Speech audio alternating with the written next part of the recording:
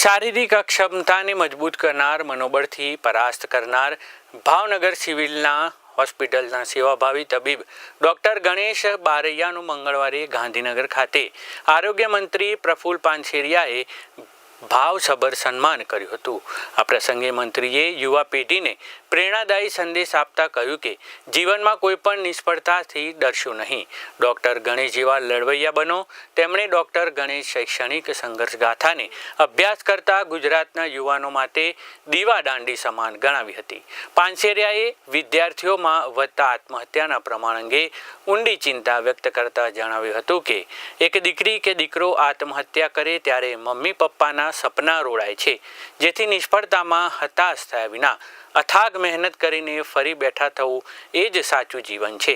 તેમણે કહ્યું કે મેડિકલ એન્જિનિયરિંગ સહિતના અભ્યાસક્રમોમાં અભ્યાસ કરતા વિદ્યાર્થીઓએ નિષ્ફળતા કે એટીકેટીથી ગભરાવાની જરૂર નથી।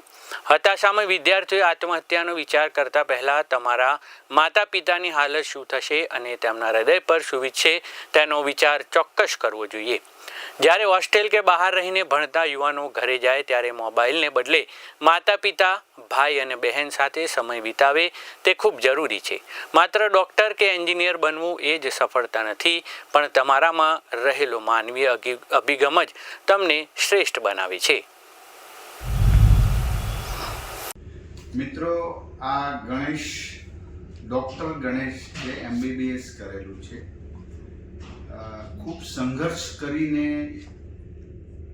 ભગવાને ઘણીવાર શારીરિક રીતે બધું ન આપ્યું હોય, પરંતુ એમને સિદ્ધ કરી દીધું છે કે મન હોય તો માણસ જવાય। તો આજે ભાવનગર સિવિલ હોસ્પિટલની અંદર એ ડૉક્ટર તરીકે કામગીરી ફરજ બજાવી રહ્યા, સેવાભાવીથી કામગીરી કરી રહ્યા છે। ડૉક્ટર ગણેશે ખૂબ સંઘર્ષ કરીને MBBS પૂરું કર્યું છે। આ ટીનેજર અને યુથને હું સંદેશો આપું છું કે તમે હાર્ડ વર્ક કરશો, મહેનત કરશો, તમે દ્રઢ સંકલ્પ રાખો તો આ જો ગણેશ ડૉક્ટર બની શક્યા હોય તો બીજા કેમ ન બની શકે?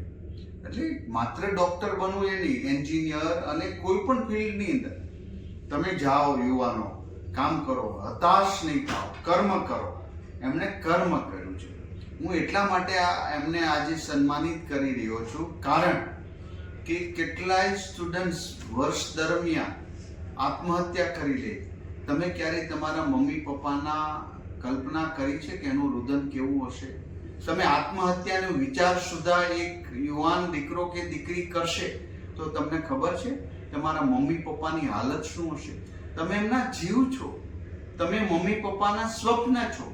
મારા મેડિકલ કોલેજની અંદર જ્યારે પણ આવો અણબનાવ બને, હમણાં જ 1 મહિના પહેલા અણબનાવ બન્યો, આત્મહત્યા કરી દીકરી, ત્યારે ખૂબ દુઃખ થયું કારણ કે મમ્મી પપ્પાએ સ્વપ્નો, અરે તમે નાપાસ થાવ, બીજી વાર પ્રયાસ કરો।